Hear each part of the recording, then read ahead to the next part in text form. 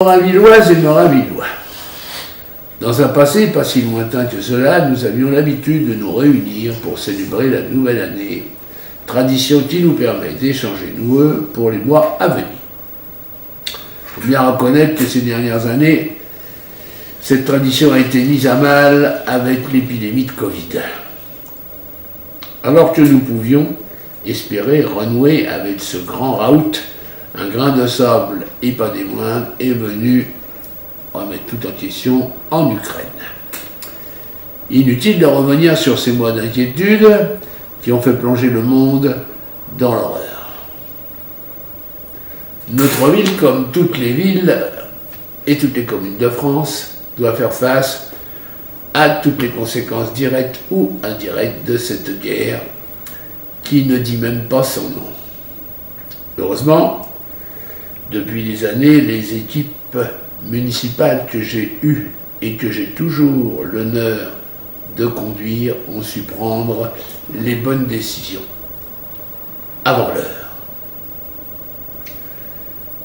Depuis 2016, de nombreux investissements ont été réalisés. En matière d'électricité, nous avons remplacé l'éclairage traditionnel par un éclairage moins énergivore, faisant appel à la technologie des LED. Nous avons amélioré l'isolation de nos bâtiments et de nos écoles. Évidemment, tout n'a pas été fait, et même si l'augmentation de notre dépense énergétique a été considérablement limitée, des efforts supplémentaires sont encore nécessaires durant les années à venir. Nos préoccupations principales sont à ce jour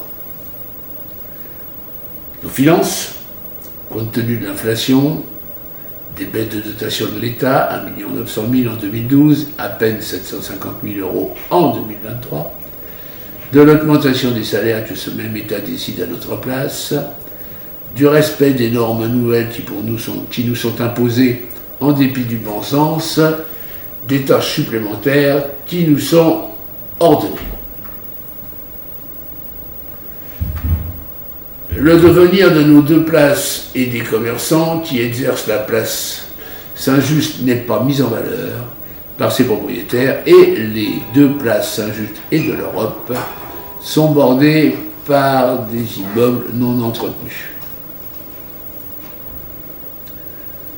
Alors évidemment, nous avons aussi des motifs de satisfaction qui sont la coulée verte, qui sera sans doute effective en 2023, la création d'une ferme biologique dont le projet a été accepté par tous les intéressés, les études de faisabilité sont terminées et qui devraient voir le jour fin d'année 2023, début 2024. Nous avons aussi la création d'une nouvelle charte de bonne conduite pour le bruit des avions, charte dont l'avancée principale est la création de plages de tranquillité. C'est insuffisant, mais ce n'est qu'un début. L'agrandissement de la salle d'Hydru, devenue une salle des sports, mais aussi de spectacle. Notre classement pour la seconde année consécutive, numéro 1 du département, dans notre strate bien sûr, comme ville où il fait bon vivre. Nous sommes enfin sortis de la loi SRU qui nous obligeait à construire des logements, alors que la loi sur le bruit nous l'interdisait. 3 ans ont été nécessaires pour sortir de cette situation kafkaïenne qui semblait ne pas étonner notamment nos dirigeants. La vie associative et culturelle, qui est très importante à Émerainville, 25% de nos habitants y participent. La réalisation en matière d'aide sociale, CCAS, épicerie sociale notamment.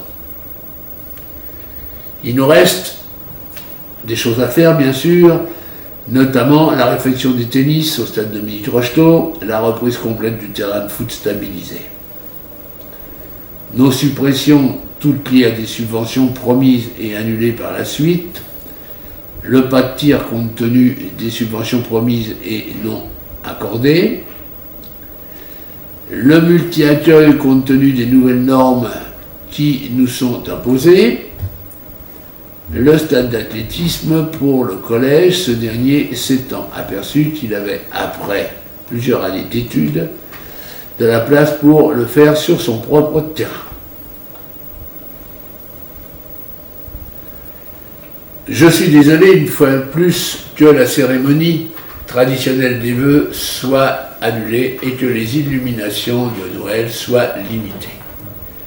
Les rues ne se pareront pas des lumières étincelantes, mais je suis certain que vous comprendrez et approuverez ces décisions.